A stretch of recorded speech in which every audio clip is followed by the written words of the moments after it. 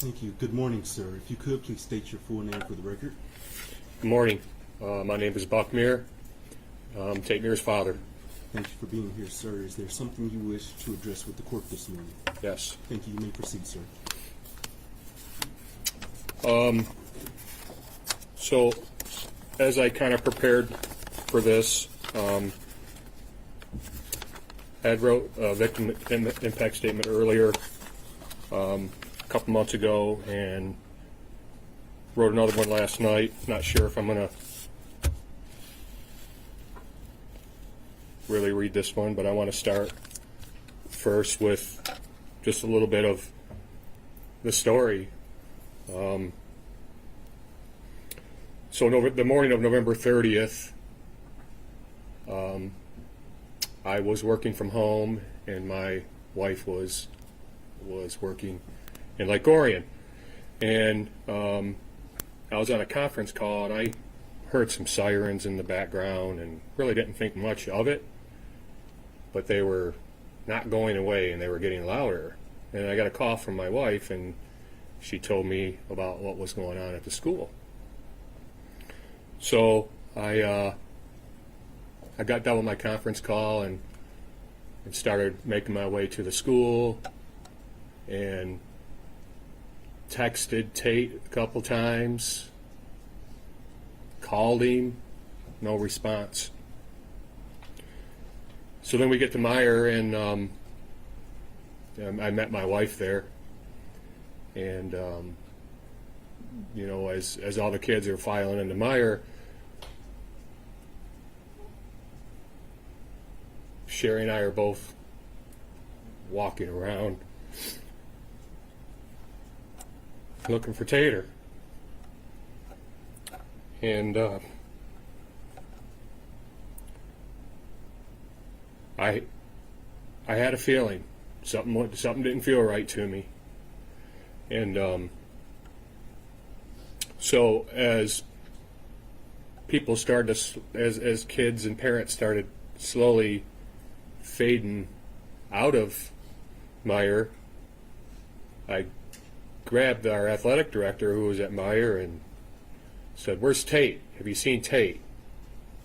And he looked at me and he said, "No." But he knew,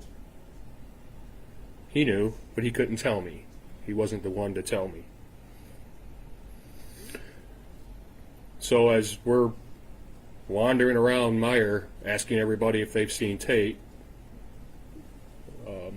we got summoned to the manager's office at Meyer, and were delivered the news that Tate wasn't with us anymore. And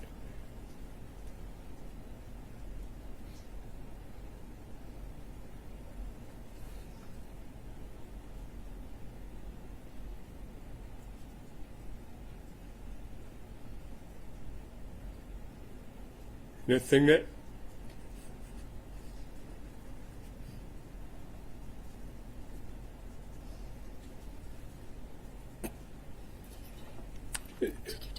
that stands out to me was what my wife said. She put her head in her hands and it said, "Not my baby boy."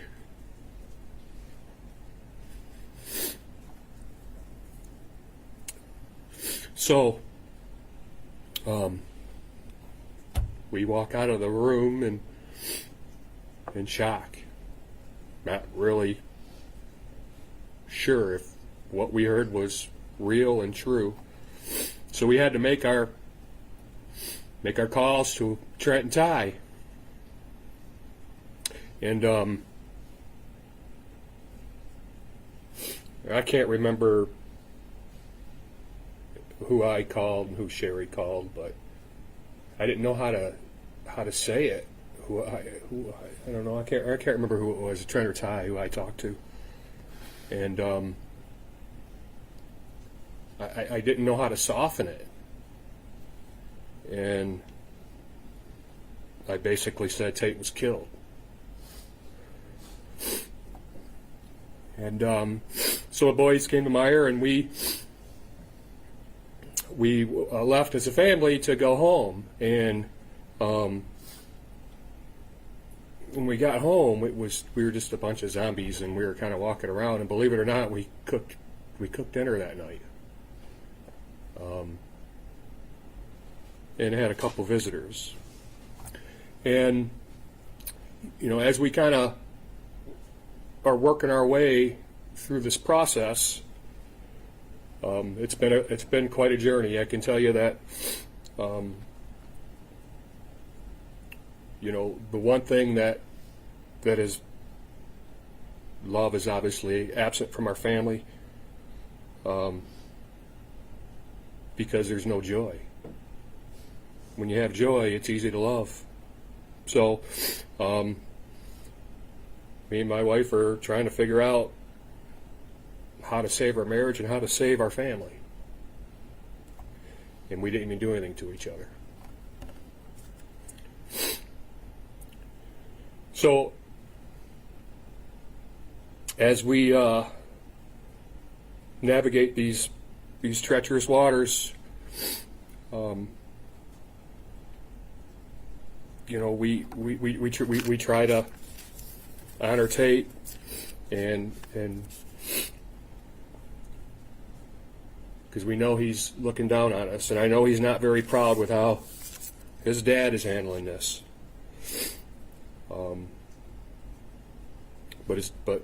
But his dad's fighting, his mom's fighting, and his brothers are fighting. So I'll read a little bit of this victim impact statement here. This is kind of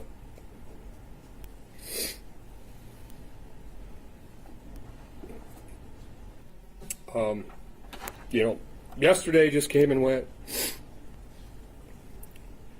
Today has dealt us another hand of heartaches that we'll have to play. For the past 2 years, our family has been navigating our way through complete hell. Tears filled with pain, they fall like rain. We wear the pain like a heavy coat, constant reminders every day. Every hour is the darkest time of the day. I understand from journal entries this was desired outcome, for us to feel the pain that you had.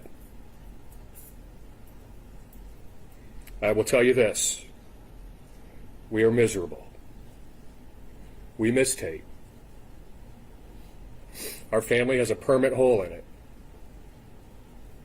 that can never be fixed, ever. As we fight and claw our way through this journey, we are realizing that we are completely miserable. There does not appear to be a way out. So, to this day, you are winning. But today is a day where the tides change. Today, we are going to take ours back. We're all cried out. We're all tired out. We need to take this chip off our shoulder. We've been on this island far too long. We are the prisoner, not you. Nobody else can set us free but us.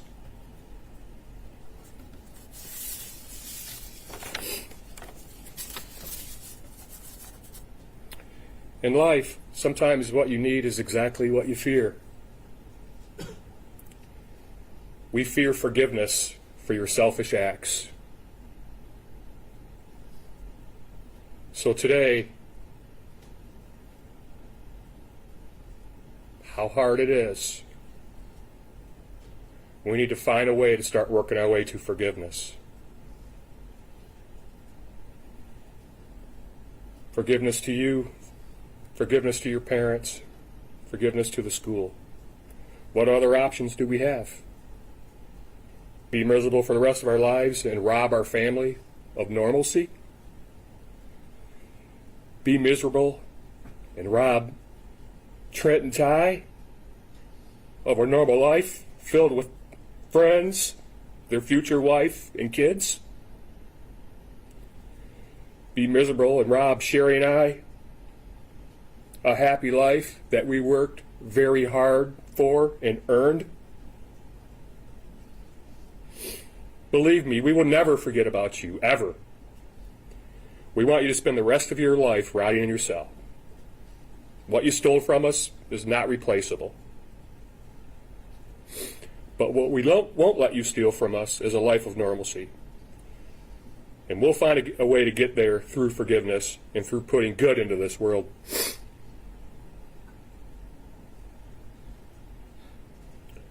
I'm sure you've heard about our peer-to-peer mentoring program we started, 42 Strong, the Tate Muir Foundation. We launched it after the tragedy in honor of our Tater. He was an amazing kid. He loved to give. He loved to serve. Went to the same elementary school as you. You knew him.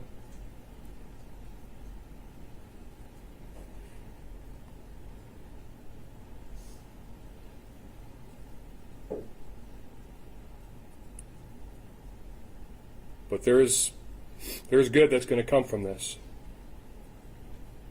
And the good is kids are going to have a buddy. They're going to have somebody to lean on, a peer they can trust and love and build a relationship with. Trust, love, build. Tate left the roadmap for us, all of us. He left that roadmap from the people he learned from. Mom and Dad, Trent and Ty, his teachers, his coaches, his neighbors. So if we can all make the effort, and if we take the time, maybe we can leave this much behind.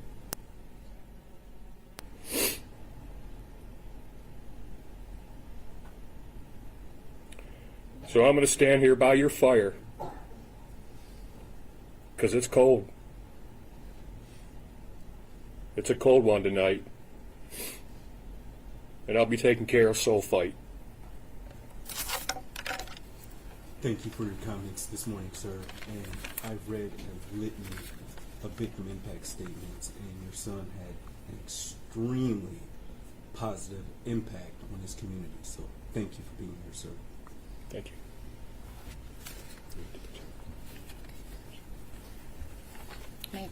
Yes. Trent will be speaking as well, Tate's brother. Thank you.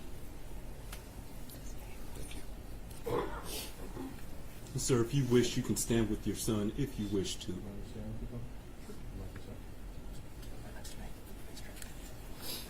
Good morning, sir. Morning. If you could, please state your full name for the record. Trent Muir. Thank you, and good morning, sir. Is there a statement that you wish to share with the court? Yes, sir. Thank you. You may proceed. Okay. Good morning, everybody. My name is Trent Muir. I'm the eldest brother of Tate Muir. On November 30th, my brother, a friend, a teammate, was taken from our lives far too soon. This loss is hard for me to put into words. It has affected my every decision, every thought, for every single day over the last 2 years. I could never escape the thoughts, the loss, the grief, the what-ifs. What would life be like right now? Where would Tate be going to school? What memories would we have made together? Now, I just have to wonder, what would it have been like? My future kids can't meet their uncle. My parents can't watch one of their sons grow up. I won't get to have Tate as groomsman. Ty and Ag can't get a cabin with their brother. These are the thoughts that I have every single day. This event has put a halt on the world. My family will never be the same, but we will have to learn how to live with it. We cry, we grieve, we don't know what to feel. Sometimes we don't want to do anything. We don't even want to get out of bed. It is always there, impacting us every single day. It has affected my relationships with my family, my close friends, my girlfriend. Nobody gets what we have gone through, and I hope to God no one does. I see someone that looks shady in public, I think of the 30th. I have someone behind me, I go in a public area. Almost everything is a trigger to what happened to my brother, and it makes me think of him. I've gone to therapy, talked with friends and family. It sometimes seems like nothing will help to make this pain go away, and I know that nothing will bring my brother back because he is gone. I am asking that the shooter gets the maximum penalty. This coward took actions knowing the consequences and effects it would have on people and this community. He did not care. He took the selfish action of taking 4 lives away. He took 4 kids' opportunities to grow into incredible young men and women, and he should never have the opportunity to see the light. He waived his right and opportunity when he took the lives away of those 4 beautiful souls. I pray that justice will be served. I believe that the right ruling will be made, one that reflects the magnitude of pain and loss caused by his actions. I pray that through this, my family, our community, and the other 3 families can find a measure of healing and closure. I know that love and community will prevail against evil. So while you sit there rotting and suffering for the rest of your life, you will learn to find joy, happiness, and normalcy, and let Tate's legacy live on forever. Thank you. Thank you. And as I told your father, you had an amazing brother, so thank you for your statements, and thank you all for sharing his story with the court. Thank you. Thank you. Thank you, people. You may call your next person.